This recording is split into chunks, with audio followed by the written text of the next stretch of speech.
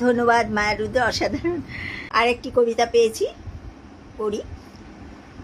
আমার দিদি যোগমায়া। কে তুমি, দিদি না মা?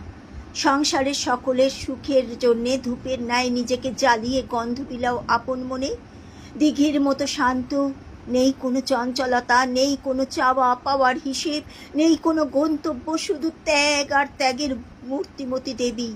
শুধু সংসারের সুখের জন্য জীবন প্রণিপাত করলেই।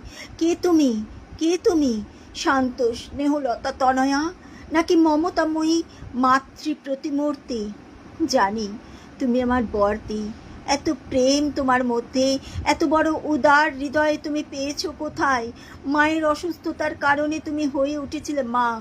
তোমার জীবন ঘিরে শুধুই ধোঁয়ার কুণ্ডলী আর ঘন ঘন বজ্রপাত।